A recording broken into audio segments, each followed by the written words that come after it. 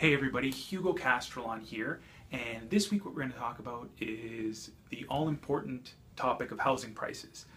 So there are a lot of headlines out there in terms of what's going to happen with the Canadian housing market. And one thing I want to identify really early is that where we are, the GTA and the Golden Horseshoe can't really be lumped in with the Canadian housing market. So they're really two different things. And there were three major reasons why that's the case. Okay, so with where we are, we're our own little market, and we're not affected by also, for example, let's take Calgary right now. So Calgary housing prices have seen a significant drop, and that's because of oil prices. So oil prices have gone down. Certain companies have closed up shop in Calgary, leaving people displaced and without the ability to buy homes necessarily. So that's causing the housing prices to go down. So really what's happening is demand is going down, is effectively what is causing that. So here in the GTA, we're a little different in the sense that, you know, demand is almost never going to go down, and here are the reasons. So number one, there are 250,000 new immigrants that come to Canada every year. So all of Canada gets on average 250,000 new immigrants. 100,000 of those come to the GTA and the Golden Horseshoe. Okay?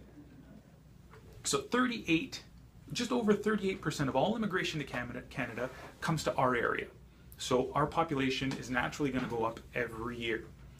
The other thing is that we're landlocked here in the GTA. So to the south, we have the lake. So we can't build on water, can't build that way. To the north, we have the green belt.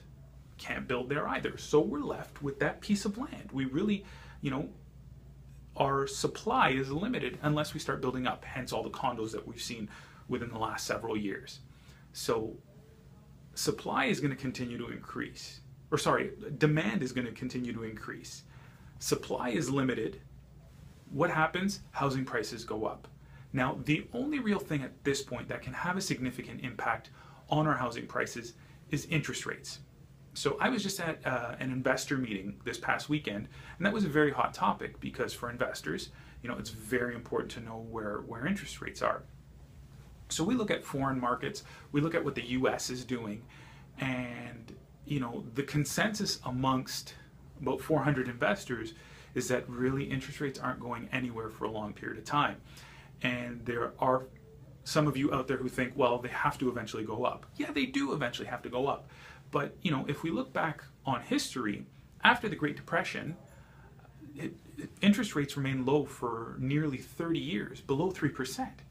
So, you know, we've only seen interest rates this low for about 8 years, right? And we saw really the biggest depression in US history, arguably, in 2008. So does it mean that interest rates have to go up in the near future? Not necessarily. We could just be riding that wave, and we could see it for a long time. And I happen to think that it's going to be a number of years before we see a significant rise in interest rates. So housing prices, in my humble opinion, are going to continue to go up. So if that's a factor in your decision making, I hope this information helps to arm you with some decision making powers and decide, you know, if it's time to buy, maybe I should buy now before prices continue to go up. And if you're selling, remember that if you're selling and buying in the same market, it's not a huge difference, right? You're going to be, if you're selling in the GTA and buying in the GTA, timing isn't that important because, you know, those prices are going to be relative. So I hope that information helps.